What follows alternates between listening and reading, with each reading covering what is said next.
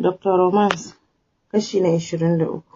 Yarinyar da ka auro din ce ta yi hatsari a garin yaya, kuma me ya jawo faruwa haka? Ko kuwa yawon gantali za ta je? Kai Mahabub, tunda har na yi Allah wadai da wannan auren naka, ga dukkan alamu ba albarka zai ba. Baka da aiki sai magana wannan kidahumar yarinyar? Ni fa na fara zargin asiri iyayenta suka yi maka, kuma wallahi tsakanina da su Allah ya isa ban yafi ba. Mahabub ya ce, haba momi, daga na kawo ta asibiti sai kuma ki hau faɗin abin da baki da masaniya akai. Gaskiya ni babu wani asiri da aka yi mu. Mami ta ce to shikenan, wallahi tallahi idan har no ta sake kira na ta ce baka koma gida ba, wallahi sai nayi maganin ka, tunda taurin kai yayi maka yawa. Aje waye ba tare da ya katsa kiran ba. Daman yau yake shirin sallama ta su wuce gida, tunda jikin nata da sauki har salloli tana iya yi. Room din da aka kwantar da Hassatu ya shiga, ya same ta zaune tana cin ayaba, ɗayan hannun kuma lemu ne take sha. Masha Allah, ya karfin jiki yayi sauki. Tace tana duban sai kuma tace, wai kai me yasa baka sauka kullun hawa kake kaman farashi, amma fa ka sani duk zaluncin da kai ma sai na rama. Mahabub ya dan ware idanunsa yana kallon ta kafin ya ce, au Hafsat, kina nufin baki yafe wa yayanki ba kenan? Na yafa komai amma banda tsallan kwado, dole kai ma sai kai sau 20. Dan gintsa dariyar da ta zo masa ya ci kafin ya ce, haba tsallan kwado, I'm sorry, yanzu na daina yi muku komai. Nur yar uwarki ce kin ci tabbi, wallahi Arniya ba za ta zama kawata ba. Sannan ran nan haka na kama ku kuna iskanci. Mahabub ya ce, Nur musulma ce, kuma kanwata ce, sannan matata ce. Ko mene mata babu maganar iskanci a ciki, aikin lada ne. Kenan jibgege da kai ka iya zambaɗo ƙarya ko? Mahabub ya girgiza kai tare da cewa babu wannan lokacin, bari in je office ɗin Dr. Hashim in dawo. A tare suka dawo da Dr. Hashim, ya mata gwaji don sake tabbatar da samun lafiyarta. Ya ba su sallama suka fito haraban asibitin inda motar Mahabub take. Allah ya sa ya bada an wanke masa mota tare da feshe masa da room freshener a ciki. Gidan gaba ya bude mata, ya zagaya mazaunin direba ya bude ya shiga. A hankali yawan motan ki suka bar hospital din. Tunda suka hau titi take kalle har suka iso gurin masu sai da goruba da su magariya har da addu'a. Tsaya ka siya min, wallahi har miyau na ya tsinke. Kaga mai tsamiyar biri can? Mahabub ya leko da kansa bayan yayi fakin ya ce, a yi masa haɗin 1000. Hassatu ta zara ido ta ce, na 120 za ka haɗa, ragowar canjin ka bani nan. Mahabub ya ce kar ya kula ta, kawai ya zuba masa. Bayan ya zuba masa suka wuce kai tsaye sai gidansu da isarsa bakin gidan na hon mai gadi ya buɗe ya shiga da motar ciki. Tun kafin ya ƙarasa fakin take ta ƙoƙarin buɗe murfin motar ta fita. Dan da mota bai wuce ta sauka ta nemi kwano ta zuba goruba a ciki ba, tunda Mahabub ya hana a bata na daidai kuɗinta da ta ambata. Don haka ta yanke shawarar kama sana'a. A ganinta shine mafita, ko ba komai za ta samu kuɗin kashewa. Ko da ya kashe motar tana kokawar buɗe motar, Mahabub ya dakatar da ita ce, ina son ki natsa please, ya faɗi cikin sanyin murya. Ni dai buɗe min sai ka taho min da magunguna na yi nan, ta faɗi tana riƙe da ledar goruba a hannunta. Girza kai Mahabub ya fito daga cikin motar suka fara gaisa da ma'aikatan gidan. Assalamu alaikum, ga mun dawo a bamu guri. Hassatu ta faɗi tana washe haƙura. Ita fa a ganinta ta samo wa kanta mafita. Nur da ke zaune a falo tana jin sallamar ta miƙe tsaye tare da kallon screen ɗin wayarta don tuno da illar da ta yi mata ita ce silla fashewar wayarta. Ya da kallo ido ba kwalli, Hassatu ta faɗi tana murguɗa Nur baki. Da sauri ta yo kanta tare da buge bakin. Cikin tsautsayi bakin Hassatu ya fitar da jini. Ganin jini na daga a saman tiles ya sa Nur ɗan tsorata, amma bata nuna ba. Koma saman kujera ta yi ta zauna, ta ɗaura ƙafa ɗaya kan ɗaya. Ta ci gaba da dannan wayarta. Ni kika fasa baki? Wallahi sai na rama. Hassatu ta faɗi tana shirin afka Nur. Mahabub ya shigo cikin daka ta ce, me haka? Wato har kin warke kenan zaki fara neman faɗa. Kawai ƙarfin hali take, amma fa har yanzu jikin da saura. Bakinta ya cika da jini sosai har yana zuba.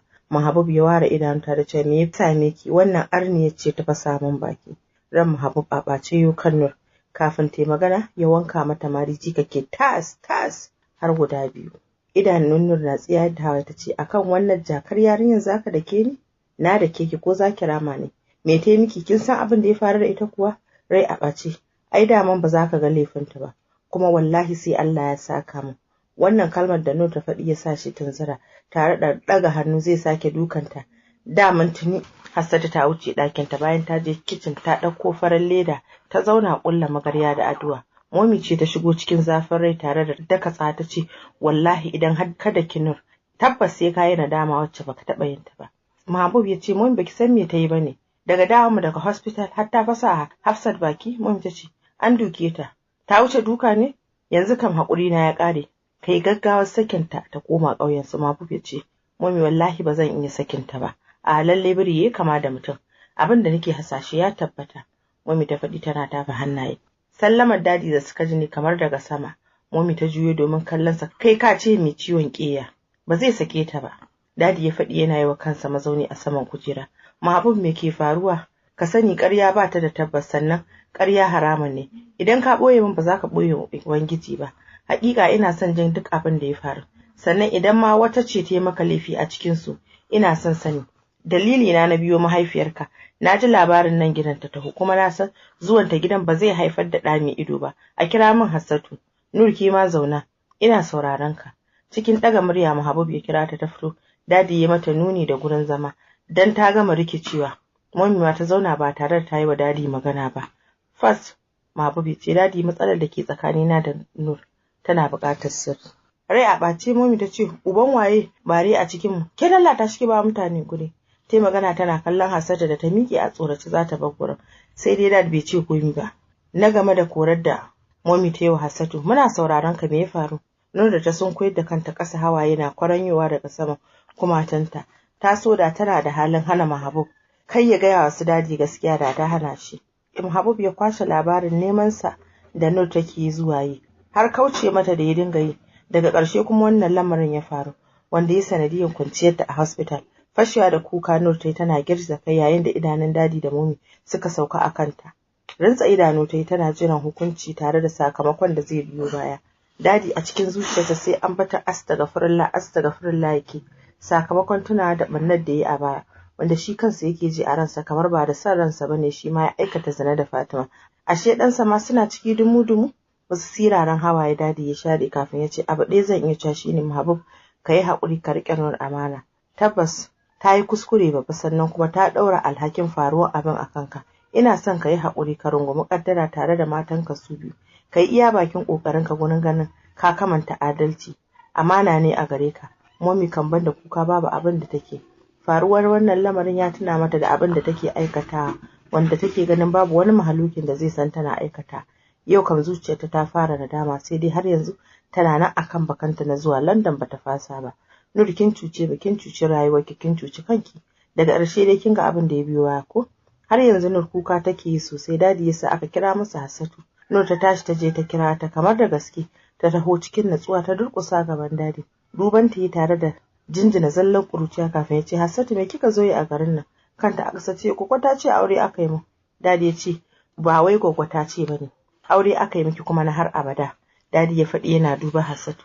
Daga nan ya musu faɗa akan zaman lafiya, shi kuma ya jaddada masa faɗa akan adalci da sauransu, tare da tsoratar da su game da irin tashin hankalin da za su fuskanta idan har suka shiga da faɗa a tsakaninsu.